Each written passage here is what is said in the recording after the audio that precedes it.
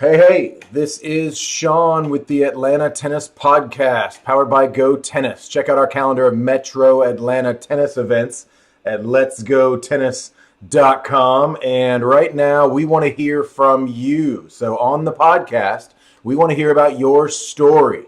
Justin and I talk about tennis stories all the time, but we want to hear your story, those crazy, fun, exciting things that happen, and we want to hear it. We want to know what happened on court. We want to know that tennis match you lost, the tweener you hit in the city finals. We want to hear all about it, and we want to share. We've got giveaways and everything connected with that. Go to letsgotennis.com/my story. But enough about us. Today is 10 minutes of tennis, and it is about, not really about Justin, it's just with Justin, our world-renowned tennis pro, Australian in Puerto Rico.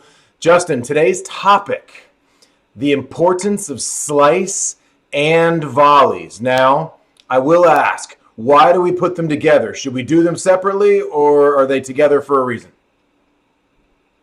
That's a very good question. I guess as an Aussie, we had to do both.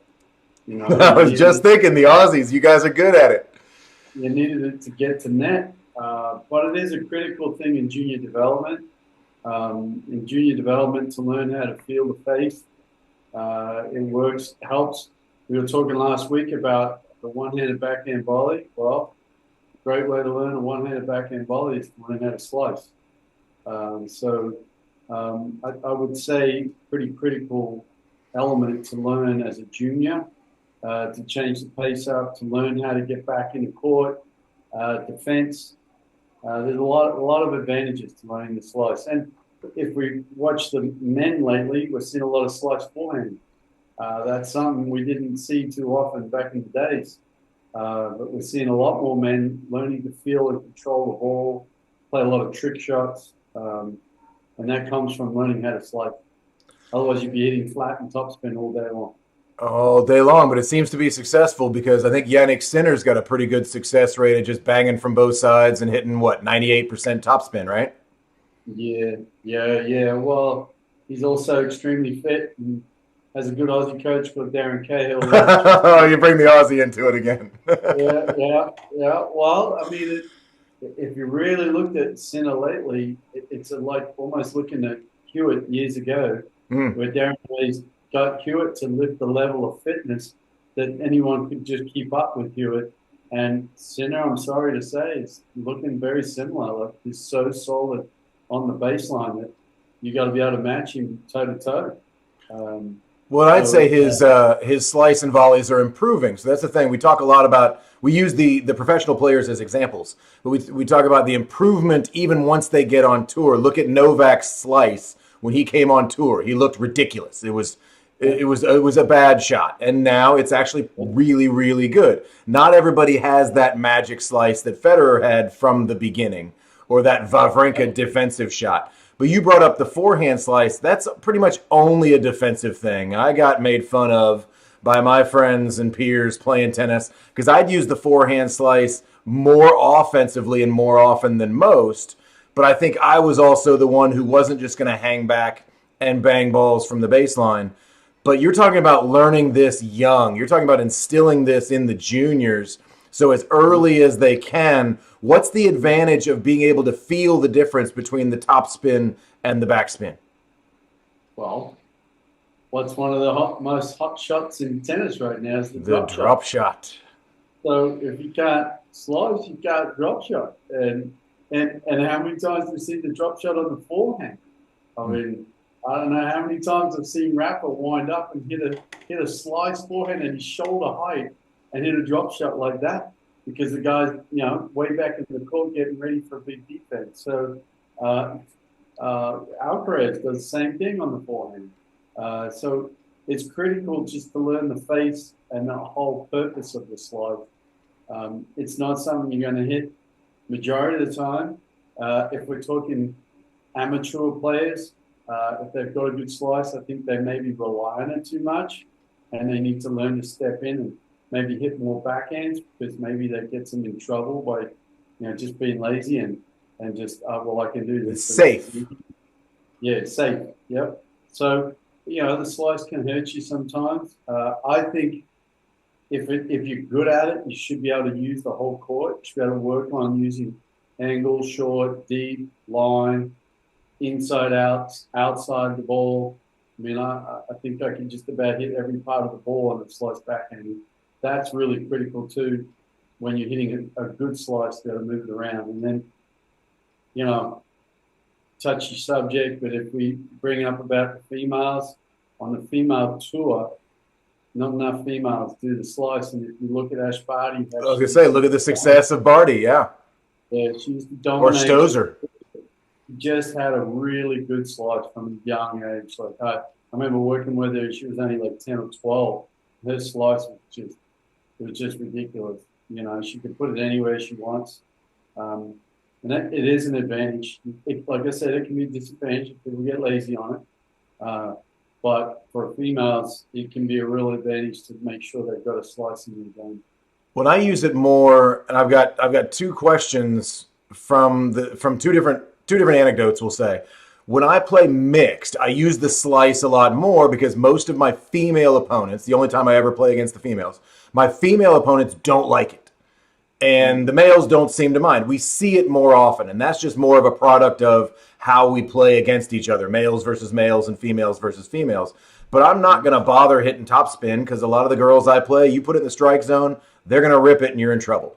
But if I can get it out of the strike zone, if I can hit that backspin that they see less often, they're not as used to it. Same with the kick serve. If I can get that ball jumping up, they don't see that shot as often at the amateur level.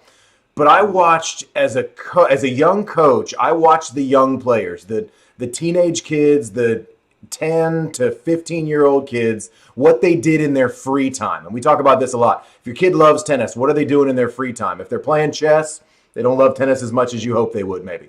But in this case, I would see the boys, the young boys, trying to see if they could spin the ball backwards. And they'd spend hours all summer trying to spin the ball and have fun while the girls were at the pool.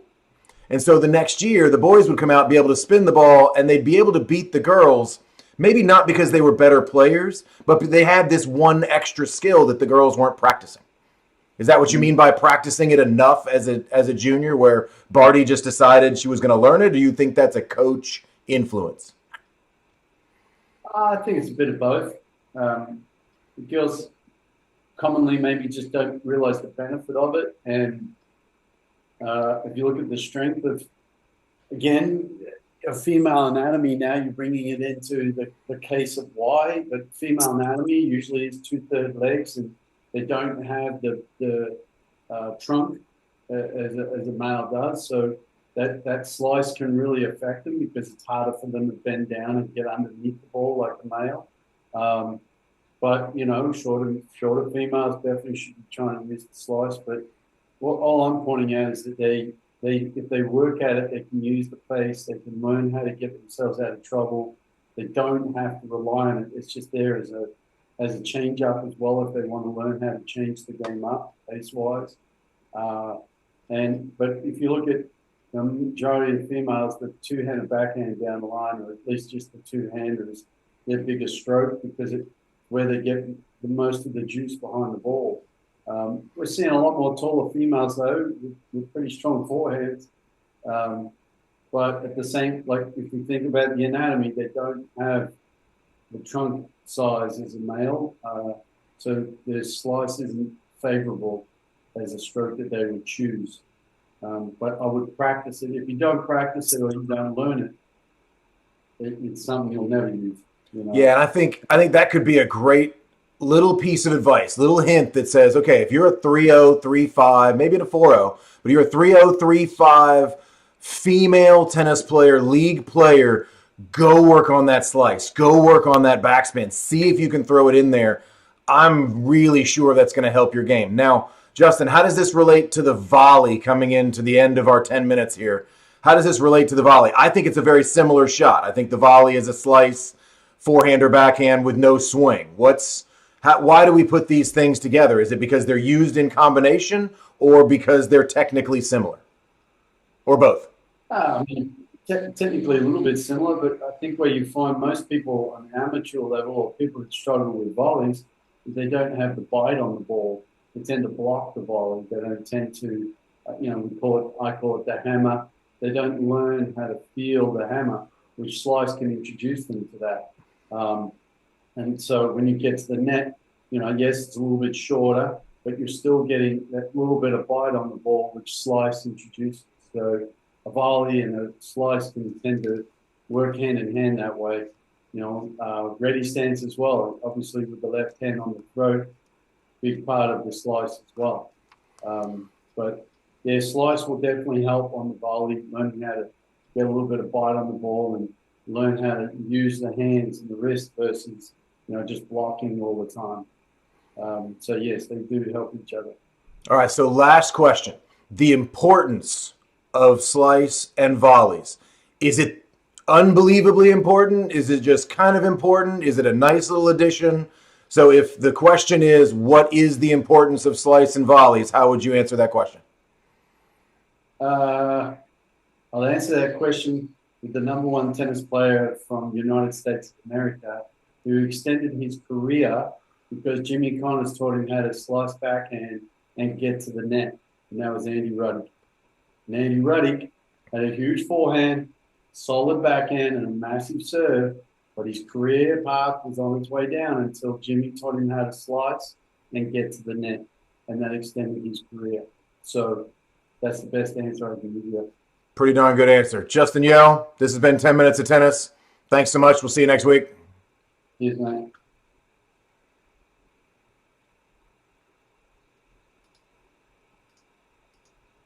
Like that?